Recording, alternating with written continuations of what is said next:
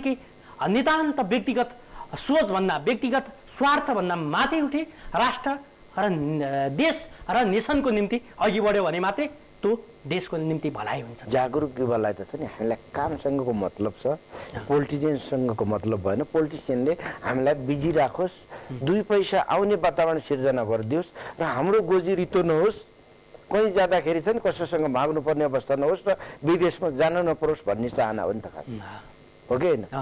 तर यहाँको युवा त त्यस्तो भन्दा पनि उल्टोतर्फ होइन कामको रेखातिर कुम्लुबोकी ठिमीतिर त्यस्तो गरिरहेको देखिन्छ नि।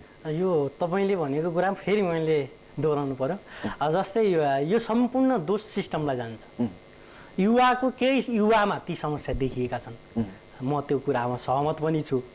तर समग्र त्यो युवा पङ्क्तिलाई त्यही आधारले त्यही क्याटेगोरीमा राखेर त्यही एउटा खालको चाहिँ चस्माले हेरियो भने चाहिँ दुर्भाग्यपूर्ण हुन्छ। समग्र युवा टिम नेपाली युवा होइन भने विश्वको चाहिँ उत्कृष्ट छ, मेहनतको हिसाबले पनि उत्कृष्ट छ, श्रम गर्ने सवालमा पनि नेपाली युवाहरू उत्कृष्ट छन्, रमाइलो गर्ने कुरामा पनि नेपाली युवाहरू उत्कृष्ट छन्, हरेक कुरामा फिट छन् नेपाली युवाहरू। र इमान्दारीका कुरामा विश्वको अरू देशमा पनि तर बेला बेलामा देश विरुद्ध जिहाद छोड्ने होइन रेलिङ भाँच्ने काम नपा जस्तो भएर होइन देशमै विद्रोह गर्ने सही काममा नलाग्नेमा चाहिँ फेरि हाम्रो देशमा चाहिँ यसरी बिग्रिया छ युवा भने विदेशमा गइहाल्यो भने चाहिँ मेहनत चाहिँ गर्छ होइन।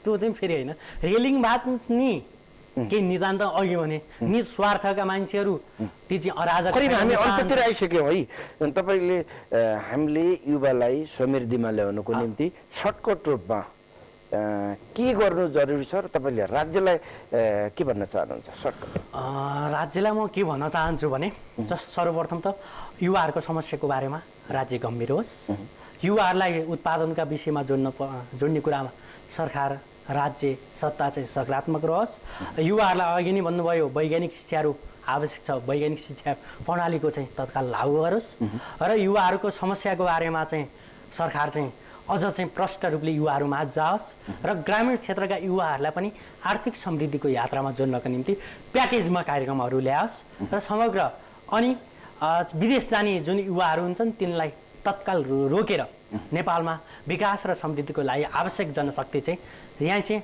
आपूर्ति हुने व्यवस्था मिलाएर युवालाई विदेश जानबाट रोक्नु पर्यो। सर्वप्रथम त हामीले विदेश जानबाट रोक्न सकेनौँ भने समृद्धिको यात्रा पुरा हुन सक्ने छैन। हस् त, हामीलाई समय दिनुभयो, यहाँलाई धेरै धेरै धन्यवाद। हस् त, मेरो विचार तपाईँहरूमाझ तपाईँको टेलिभिजन न्युज 24 चाहिँ मलाई राख्न दिनुभएकोमा म तपाईँहरूको होल टिमलाई चाहिँ हृदयदेखि नै धन्यवाद व्यक्त गर्न चाहन्छु। र अन्त्यमा म समग्र नेपाली जनतालाई के भन्न चाहन्छु भने अब समृद्धिको यात्रामा र युवा नेतृत्व स्थापित हुनुपर्छ र युवा नेतृत्वले मात्रै यो देशको समृद्धिको यात्रा अथवा समृद्ध नेपाललाई स्थापना गर्न सक्छ भन्ने चाहिँ भाव सन्देश व्यक्त गर्दै म नि ओजेर पर्न चाहन्छु। हस् त, धन्यवाद। हस्, थ्याङ्क यू। दर्शकबिन हामी कुरा गर्दै थियौँ युवा सचेत देशभक्त मञ्चका महासचिव पनि हुनुहुन्छ, उहाँ युवा जागरुक युवा हुनुहुन्छ। उहाँ कृषि क्रान्ति गर्नुपर्छ भन्ने एउटा नयाँ नारा ल्याउनु भएको छ उहाँहरूको टिमहरूले। हस् त, अर्को साता अर्को विषय र प्रसङ्गका साथ यहाँ माझ उपस्थित हुने वाचा गर्दै आजका लागि म लगायत सम्पूर्ण युनिटलाई पनि आज्ञा दिनुहोस्। नमस्ते।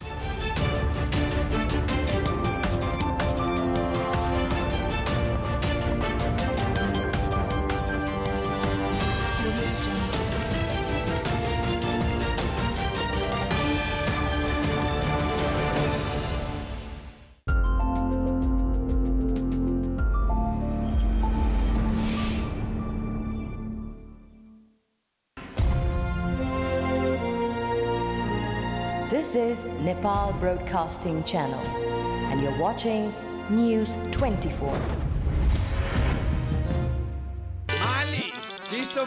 अरे सुन सब केटाकेटी सुन ओ जो बॉडीमा सर्किट सुन नवरत्न लगाई सबै दुखाइ मेटाऊ अनि तिमीमा बज्ने छ यो अलग धुन आयुर्वेदिक जडीबुटीहरू यसमा छ रहेको नवरत्न त लगाऊ करोडौं मानिसले प्रयोग गरेको नवरत्न आयुर्वेदिक तेल यसले दिन्छ टाउको दुखाइ थकान अनिद्रा र तनावबाट राहत। नवरत्न तेल चिसो चिसो कुल कुल। तपाईको विश्वास मेरो आत्मविश्वास, तपाईको व्यक्तित्व मेरो दायित्व, मेरो लागि तपाई जहिल्यै विशेष, तपाईका विशेष पलहरूमा तपाईलाई आकर्षक देखाउन पाउनु मेरो खुसी। शर्टिङ सुटिङका लागि मेरो tailors, your styling partner since 1980।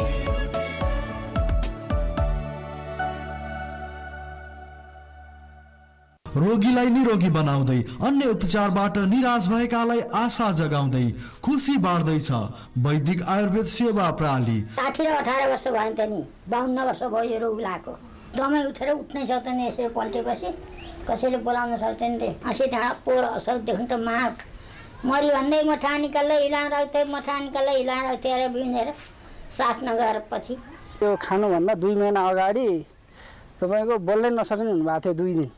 2 दिन जिउरो लडबडाएर अब चाहिँ अन्तिमै हो भनेर कुरेरै बसिया हो। त्यसपछि यो औषधि खाएपछि चाहिँ अहिले चाहिँ अब तन्दुरुस्त अझै हुनुहुन्छ। विषेक भयो, थाहै सन्चै भयो। विश्वास लाग्यो नि, यस्तो लामो व्यथा सन्चो भयो यस्तो मलाई विश्वास लाग्यो, अरूलाई पनि लाग्ला नि। सबै दिदीबहिनी आयो म यहीँ सन्चो हुन्न छ भनेर मैले उहाँइन पनि गरेको छु। आमा उठ्नु भयो, अचम्म रहेछ भन्छन्, नचिनेर रहेछ यहीँ नेपालमै रहेछ औषधि। सम्पर्क वैदिक आयुर्वेद सेवा प्रणाली, लायन्स चोक नारायणगढ, ट्याङ्ला चोक कीर्तिपुर काठमाडौँ र शङ्करनगर बुटवल। जहाँ भए पनि जहाँ रहे पनि सही न्यूज र घटनाहरूको भरपर्दो साथी।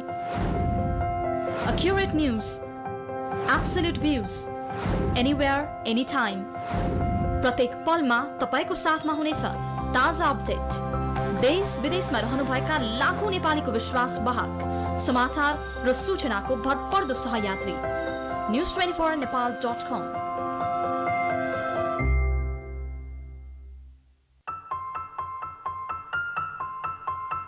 बिहानीको किरणसँगै सम्बन्ध सुरु हुन्छ, हरेक घर खुसीले झुम्छ जहाँ वेब सर्फर हुन्छ। अब वेब सर्फर हुँदैन perfect, just keep on surfing with web surfer. Web सर्फरको साथमा म पाउँछु फास्टेस्ट इन्टरनेट यो हातमा। मेरो टिभी, मेरो डेस्कटप, मेरो आइप्याड, मेरो ल्यापटप सबै चल्छ फास्ट अब हर घरमा वेब सर्फर। वेब सर्फर अब घर घरमा फास्ट इन्टरनेट। यसपटकको वर्ल्ड कपमा कुन कन्ट्रीलाई सपोर्ट गर्ने? I am so confused. तर वर्ल्ड कप चाहिँ क्लियर टिभीमा हेर्ने कुरामा आई एम 100% क्लियर, किनकि यसको जस्तो पिक्चर क्वालिटी अरूमा कहाँ। तपाईका जोड्नु भयो त clear TV? Clear TV world cup kick off. यसपटकको वर्ल्ड कपको मजा उठाउनुहोस् क्लियर टिभीमा, त्यो पनि सित्तैमा। जोडिहाल्नुहोस्, अर्को वर्ल्ड कप 4 वर्षपछि मात्र आउँछ है।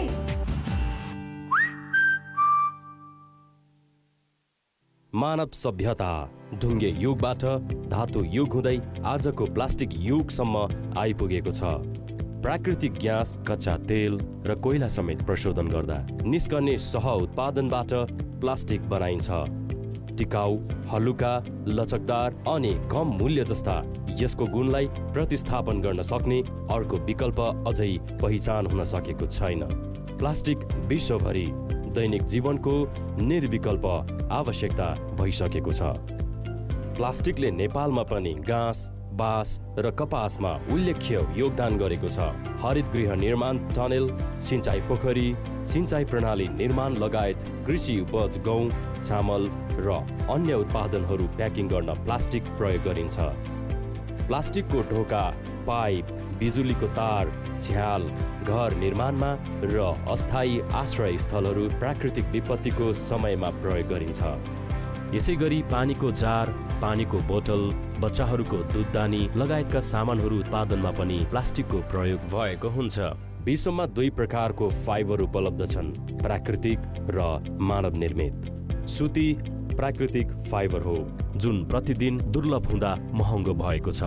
मानव निर्मित फाइबर जस्ता पोलिस्टर, एक्रेलिक, नाइलन प्रयोग गरी हामीले प्रयोग गर्ने कपडा सस्तो मूल्यमा तयार हुन्छ, जुन सर्वसाधारणका लागि वरदान साबित भएको छ। प्लास्टिकको प्रयोग पर्यटन उद्योगमा व्यापक रूपमा हुने गरेको छ। हरेक पर्यटकीय गतिविधिमा प्लास्टिकको प्रयोग अपरिहार्य छ। प्लास्टिकको उपयोगितामा मात्र सीमित छैन। सामान्य स्वास्थ्य समस्यादेखि जटिल स्वास्थ्य उपचारमा, कृत्रिम अङ्गदेखि कम्प्युटर, ल्यापटपसम्म अनि घडी, जुत्ता, चप्पल लगायत अन्य त्यस्तो कुनै क्षेत्र वा वस्तु छैन जहाँ प्लास्टिकको उपयोग नगरिएको होस्। प्लास्टिक आफैमा समस्या होइन, बरु यसले हाम्रो जीवनलाई सहज बनाउन सहयोग गरेको छ। तर सहरीकरणसँगै फोहोरको वृद्धिलाई व्यवस्थापन गर्न राष्ट्रिय स्तरमा प्रभावकारी प्रयास नहुँदा प्लास्टिकजन्य फोहोर एउटा समस्याको रूपमा देखा पर्दैछ। प्लास्टिकलाई खुल्ला जमिनमा सङ्कलन गरी राख्ने पद्धति, प्लास्टिकलाई जलाउँदा सफा हुन्छ भन्ने अनभिज्ञता, वर्गीकृत गरी फोहोर सङ्कलन गर्ने पद्धतिको अभाव, फोहोर सङ्कलन गर्ने कन्टेनरको अभाव, बेपरवाह जहाँ पायो त्यही फोहोर फाल्ने बानी र व्यवस्थापनको अभावका कारण प्लास्टिक जन्य फोहोर खोला नाला लगायत यत्रतत्र छरप्रष्ट भई वातावरण प्रदूषित भएको छ। हाम्रो दैनिक जीवनमा प्लास्टिकको विकल्प के हुन सक्छन्? स्टिल र फलाम, तर यसमा निरन्तर खिया लाग्छ र यसको उत्पादन लागत बढी हुँदा यो विकल्प महँगो हुन्छ। अर्को विकल्प सिसा हुन सक्छ, तर सिसा गरुङ्गो हुन्छ र यसमा नचर्किने र नफुट्ने गुण हुँदैन।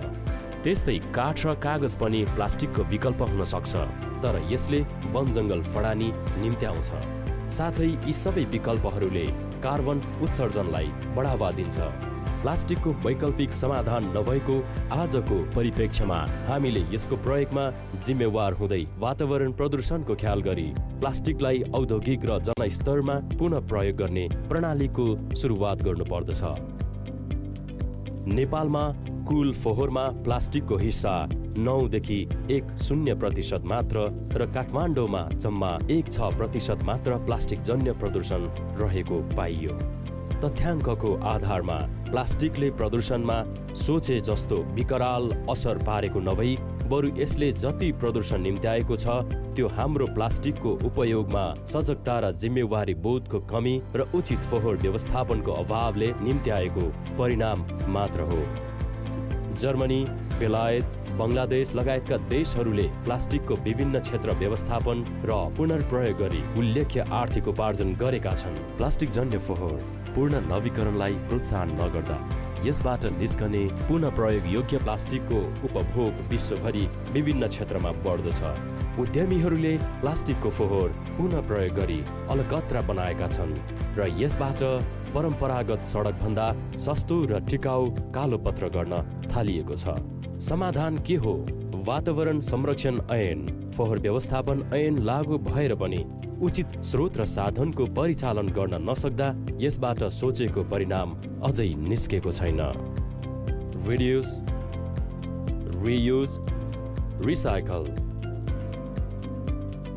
सरकारले तीव्र गतिको बढ्दो सहरीकरणबाट निस्कने फोहोरको व्यवस्थापन गर्न यसको सरोकारवालाहरू नेपाल सरकार र माताहतका निकायहरू, मन्त्रालय, विभाग, कार्यालय, स्थानीय नगरपालिकाहरू, महानगर, गाउँपालिका, उद्योगी, व्यवसायीहरू, उपभोक्ता संस्थाहरू, उपभोक्ताहरू, गैर सरकारी सङ्घ संस्थाहरू, शैक्षिक संस्थाहरू र अध्ययन अनुसन्धान केन्द्रहरू, सञ्चार माध्यमहरूको बीच समन्वय, उचित स्रोत र साधनको परिचालन, निरन्तर अनुगमन र हरेकलाई आफ्नो भूमिकाप्रति इमान्दार बनाउँदै प्रभावकारी कार्यक्रम र हरेक क्षेत्रको सहकार्यबाट नेपाल सफा हुन सक्छ। यति मात्र होइन, नेपाल रिसाइक्लिङ उद्योग सुरुवात गर्न आवश्यक सम्पूर्ण पूर्वाधारको विकासपछि रिसाइक्लिङ उद्योग खोलेर यसबाट नयाँ आर्थिक उपार्जनको अवसर सृजना गर्न सक्षम हुनेछ। प्लास्टिक जन्य फोहोर आफैमा समस्या होइन, बरु एउटा सम्भावनायुक्त चुनौती हो।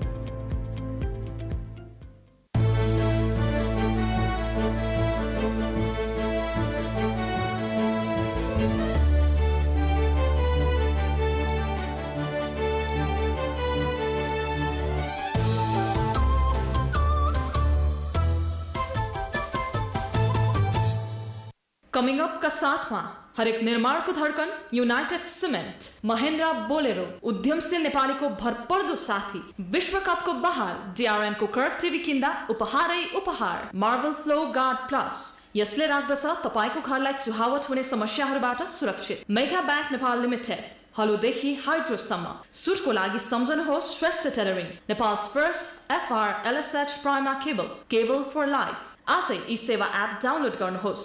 अन्तर्राष्ट्रिय स्तरको Nepal number 1 cement advance cement Samriddhi jewellers, शुद्धताको प्रतीक, new road Kathmandu. Look network internet, connect at light speed. Business टुडेका साथमा विगत 25 वर्षदेखि सर्व वाटर पम्प, आवश्यकता सबैको।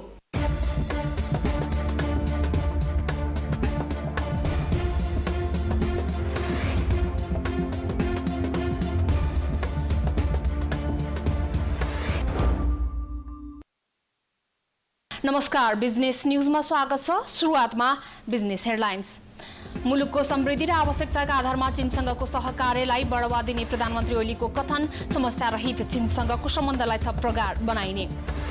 केही बैंकहरूको ब्याज दर वृद्धिमा अस्वस्थ प्रतिस्पर्धा, जथाभावी तरिकाले ब्याज दर बढाएको हुँदै राष्ट्र बैंकद्वारा थप निगरानी। प्रदेश नम्बर 7 सरकारद्वारा आर्थिक वर्ष 2075-76 का लागि ल्याइएको राजस्व र व्ययको अनुमानित विवरणमाथि छलफल सुरु। स्थानीय विकास र समृद्धिमा जोड। 10औं कृति अवार्ड्सको आयोजनाका लागि चौधरी ग्रुप र नेपाल विज्ञापन सङ्घबीच हस्ताक्षर। विज्ञापन क्षेत्रको वृद्धि विकास र सृजनशीलतालाई सम्मान गर्ने। र शेयर बजार करिब 2 अङ्कले बढेर नेप्से परिसूचक 1235 अङ्कमा कायम। शेयर बजारमा सुधारको सङ्केत।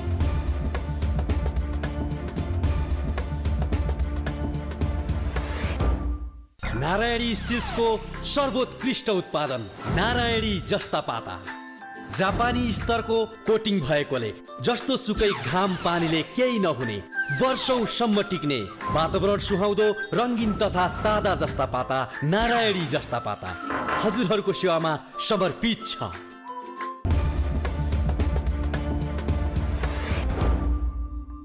हामी निरन्तर बिजनेस न्यूजमा छौं। प्रधानमन्त्री केपी शर्मा ओलीले मुलुकको समृद्धि र आवश्यकताका आधारमा चीनसँगको सहकार्यलाई थप बढावा दिने बताउनु भएको छ। 5 दिने चीन भ्रमणको पूर्व सन्ध्यामा भ्रमणबारे प्रतिनिधि सभा सदस्यलाई जानकारी गराउँदै प्रधानमन्त्री ओलीले समस्यारहित चीनसँगको सम्बन्धलाई थप प्रगाढ बनाउने नै भ्रमणको मूल उद्देश्य भएको बताउनुभयो। सन्